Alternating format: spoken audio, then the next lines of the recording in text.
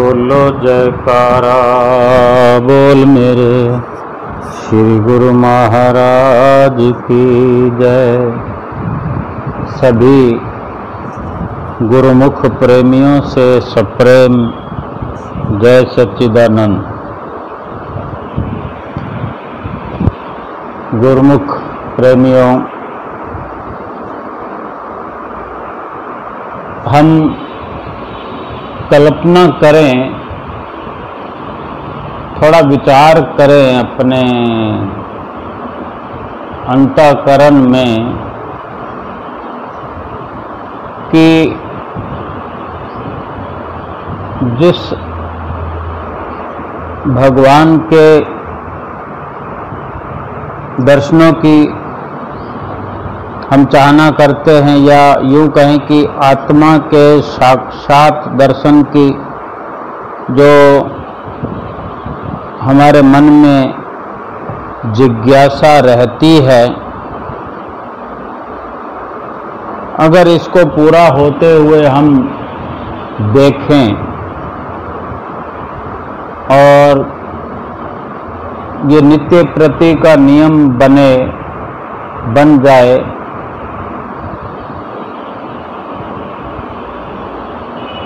तो कैसा हमारा अनुभव रहेगा कि जैसे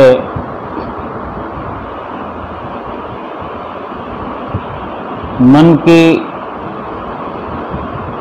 सारी दुविधाएं दूर हो गई, सब कल्पनाएं दूर हो गई, कलेश दूर हो गए, मिट गए। लेकिन ये सब मन में अगर आ भी जाए ऐसा, तो फिर एक विचार और भी साथ में आएगा कि फिर ये हो क्यों नहीं रहा, ऐसा होता क्यों नहीं है, कौन सी बाधा है। अगर हमें समय हो तो फिर इतना गहरा विचार भी किया जा सकता है कि ये जो हमारे अंदर ऐसा विचार उठना कि हमें अंतःकरण में भगवान के दर्शन हो, हमारी आत्मा का साक्षात्कार हम कर पाए, तो क्या इसमें कोई खर्च लगता है? क्या इसमें कोई लंबी यात्रा करनी पड़ती है,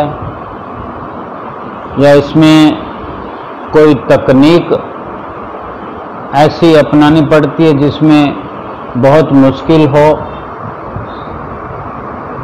कोई हथियार रखना पड़ता है, कोई औजार काम में आता है? अगर ठीक ठीक हम समझ पाएं तो ऐसा कुछ नहीं करना पड़ता, ना कोई पैसा खर्च होता है, ना कोई आडंबर करने पड़ते हैं, ना कोई सामानों की जरूरत है, ना कोई यात्रा की जरूरत है। जब इतना आसान है, फिर क्यों नहीं ऐसा हो रहा? क्यों नहीं हम आत्मा का साक्षात्कार करने में या उस रास्ते पर चलने में भी बड़ी बाधा महसूस करते हैं? या फिर ये ख्याल ही गलत है कि हम जो कह रहे हैं कि हमें अपने आत्मा का साक्षात्कार करना है, अपने अंदर हृदय के अंदर अपने इष्ट देव प्रभु परमात्मा के दीदार करने हैं, आत्मा को परमात्मा से मिलाना है, ये ख्याल ही गलत है। कुछ ना कुछ तो है, लेकिन ये विचार करते हैं कि गुरुमुखों का ये ख्याल तो रहता ही है, गुरुमुखों का तो ये गहना है, श्रृंगार है कि उसे अपने प्रीतम के दर्शन हो, अपने प्रीतम का संग मिले, साथ मिले, बाहरी दर्शन भी हो, आंतरिक दर्शन भी हो। हाँ, ये अलग बात है कि बाधा क्या है ये समझ पाना, और समझ कर भी अगर वो कार्य जो हम मुश्किल समझे हुए हैं फिर भी उसको आसान नहीं कर पाएं तो ये ठीक बात नहीं। समझ नहीं होती तब तक तो ठीक है कि दुविधा में पड़े हुए हैं, लेकिन संतों महापुरुषों से जब समझ मिलती है, बहुत सारे कारण, बहुत से उदाहरण हमें देकर संत महापुरुष समझाते हैं।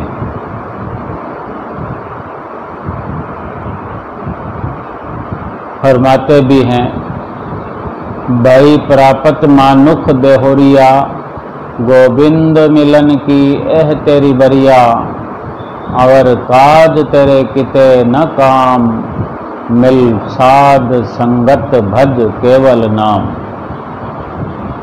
ये जो शरीर मिला हुआ है, भई प्रापत मानुख देहोरिया, मनुष्य की देह मिली है, गोविंद मिलन की है तेरी मरिया। ये केवल जो देह मिली है, शरीर मिला है, केवल गोविंद से मिलने के लिए ये शरीर मिला हुआ है। फिर हम तो देखें कि हम 40-40 साल की उम्र को लिए हुए हैं, 50 साल की उम्र में हैं, 60 साल की उम्र में हैं, कई भाई बहन हमारे 70 साल की उम्र में, 75-80 साल की उम्र में। तो ये शरीर तो था ही गोविंद को मिलने के लिए, गोविंद को प्राप्त करने के लिए, आत्मा का साक्षात्कार करने के लिए। फिर क्या कारण रहा या क्या कारण है जो नहीं कर पा रहे हम? एक संतों के पास एक व्यक्ति पहुंचा, उसने जो कि संतों की बड़ी महिमा सुनी थी कि फला जगह पर कोई पहुंचे हुए संत हैं, तो उस व्यक्ति के अंदर आत्मा के साक्षात दर्शन की इच्छा हुई, या यूं कहें कि परमात्मा के दर्शन की इच्छा हुई। कितना सुंदर भाव जगा है। हर किसी के अंदर हो सकता है, होता है, कम या ज़्यादा, लेकिन वो कहीं ना किसी उधेड़ बुन में है कि नहीं वो प्रयास कर पाता। लेकिन जो प्रयास करने की चेष्टा कर रहे हैं वो किस गफलत में है। ये बहुत बड़े दुख की बात है कि खोज करी जाए किसी भी वस्तु की और वो मिले नहीं, तो कहीं ना कहीं कमी है कि रास्ते का पता नहीं है या तरीके का पता नहीं है, कुछ तो है। वो व्यक्ति जो इस इच्छा को लिए हुए संतों की कीर्ति को, महिमा को सुनकर पहुंच गया उन संतों के पास और अपनी जो अभिलाषा थी, नम्र निवेदन करते हुए बताता है कि महाराज, कुछ बताता, उससे पहले ही संत जो पहुंचे हुए थे वो समझ गए कि जो प्रेमी आया है उसके दिल में क्या चल रहा है, वो सब समझते हुए तत्काल बोले कि तुम्हें आत्मा का साक्षात्कार व दर्शन हो जाएंगे। सवाल किए बिना ही, अपनी जिज्ञासा, अपनी अभिलाषा प्रकट किए बिना ही संतों ने उसे आश्वासन दे दिया कि तुम्हें अपनी आत्मा का साक्षात्कार हो जाएगा। कल सुबह नहा धोकर शुद्ध मन से आ जाओ यहाँ, फिर सामने वाली पहाड़ी देख रहे हो, उस पर चढ़ना होगा। वहीं आत्मा से साक्षात्कार और दर्शन होगा। ये तो बहुत आसान हो गया। ख्यालों में तो खुश हो गया कि मुझे कल आत्मा का दर्शन हो जाएगा, आत्म साक्षात्कार हो जाएगा। और है भी कितनी मजेदार बात कि जो कार्य सदियों से नहीं हुआ वो केवल रात भर के फासले में सुबह का टाइम दिया गया, कल का टाइम दिया गया। कितना अद्भुत लग रहा है। और वो प्रेमी जो था सुबह होते ही प्रसन्न चित्त से आ गया, संतों के चरण छुए और बड़ा उतावला होकर उत्सुकता व कहने लगा, शीघ्र अति शीघ्र चलिए महाराज। तो संत बोले, ठीक है, हम भी तैयार हैं, ये लो, ये बोरी उठा लो, इसमें थोड़ा सामान है। तो आत्मा के साक्षात्कार की उत्सुकता में, खुशी में वो बोरी उठाकर कंधों पर रख ली और संत के साथ पहाड़ी की चढ़ाई करने चल पड़ा। थोड़ी दूर चला, बोला, महाराज क्षमा करें, ये बोरी अब मैं नहीं उठा पा रहा हूँ, ये भार में लेकर इस पहाड़ी पर आगे चलना मुश्किल हो गया महाराज। पहले तो इसका समाधान करना पड़ेगा, और इसका समाधान नहीं होगा जब तक तो मैं आगे जा नहीं सकता, या फिर ये बोरी उतार के रख दूं।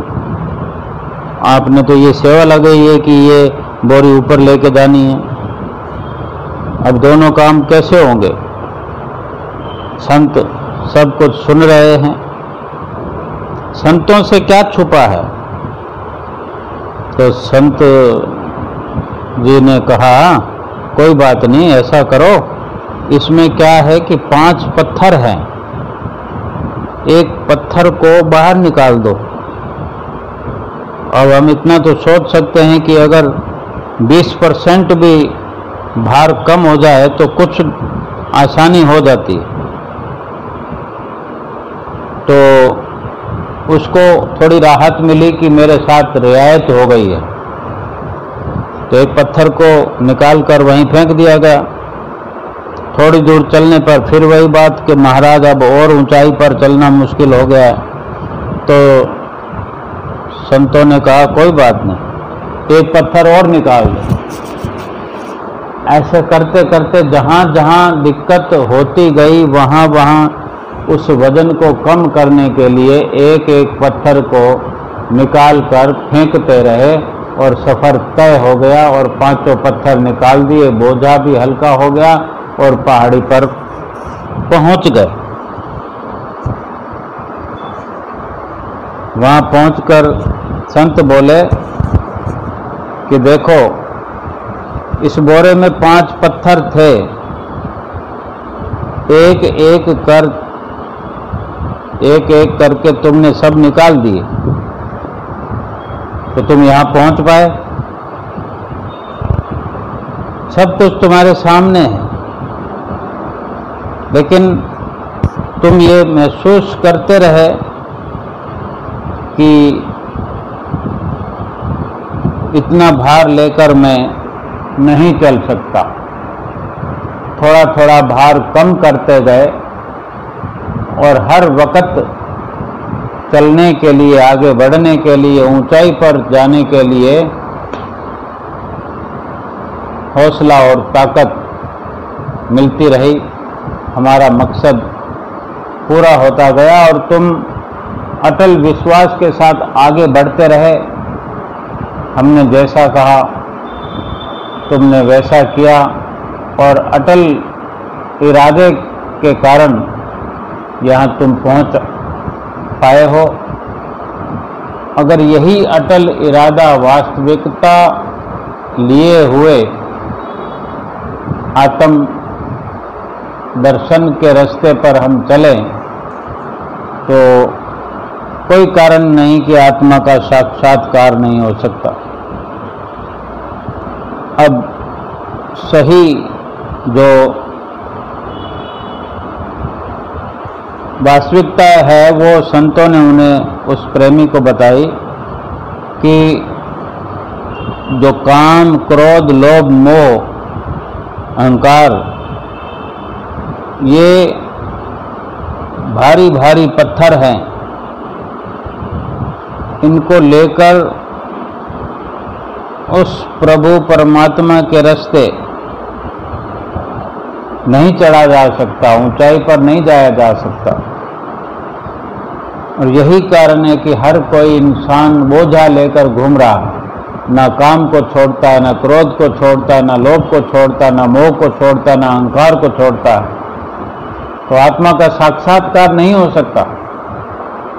उस रास्ते पर चलना भी कठिन है, नामुमकिन है, क्योंकि बोझा लेकर कितनी दूर चलेगा आदमी।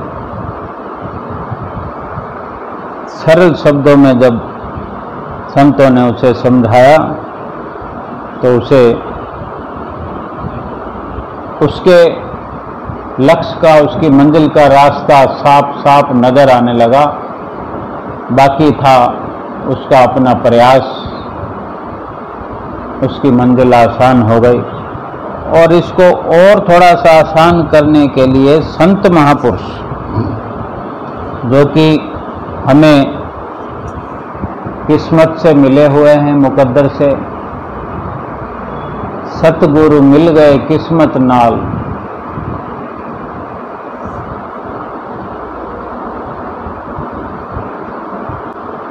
सतगुरु मिल गए किस्मत नाल, 80 हो गए मालो माल।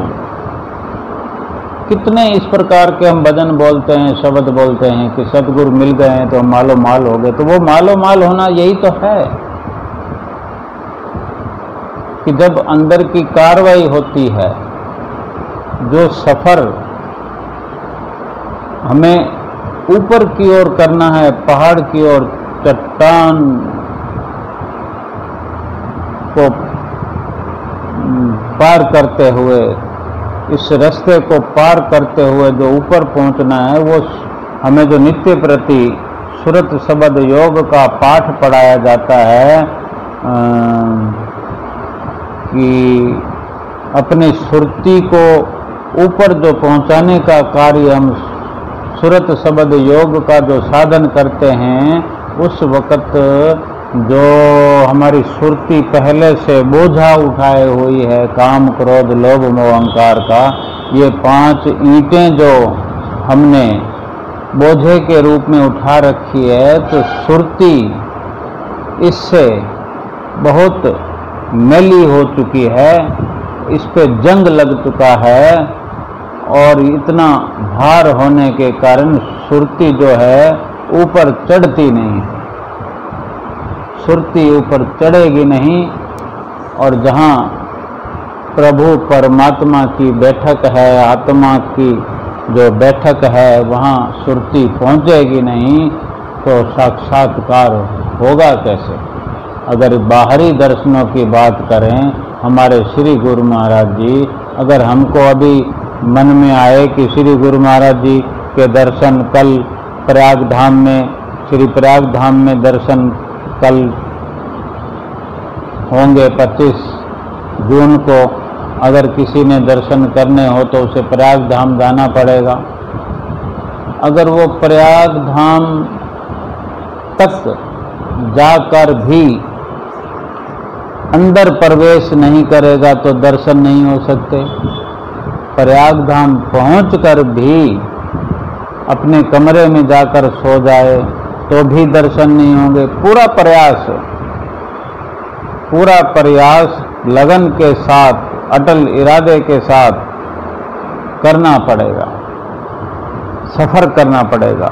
लेकिन जो आंतरिक दर्शनों की और आत्म साक्षात्कार की बात है वो आंतरिक सफर है, रूह का रूहानी सफर, कि अपनी सुरती को धीरे धीरे करके, एक एक पत्थर से आज़ाद करके, एक एक पत्थर के भार से सुरती को निर्मल करते हुए, पाक करते हुए, हल्का करते हुए, हल्के से हल्का करता हुआ, लेस मात्र भी जब इस पर बोझ नहीं रह जाएगा तो सुरती हवा की तरह आकाश की ऊंचाइयों की तरफ बढ़ते हुए पिंड देश से ब्रह्मांड देश के अंदर दाखिल होते हुए अपने प्रभु के साक्षात दर्शन करेगी, आत्मा का साक्षात करेगी, अपनी आत्मा को परमात्मा से मिलाने का यत्न पूरा हो जाएगा। इस मनुष्य जीवन का लक्ष्य पूरा हो जाएगा, 84 लाख योनियों से छुटकारा मिल जाएगा। बोलो जयकारा बोल मेरे श्री गुरु महाराज की जय।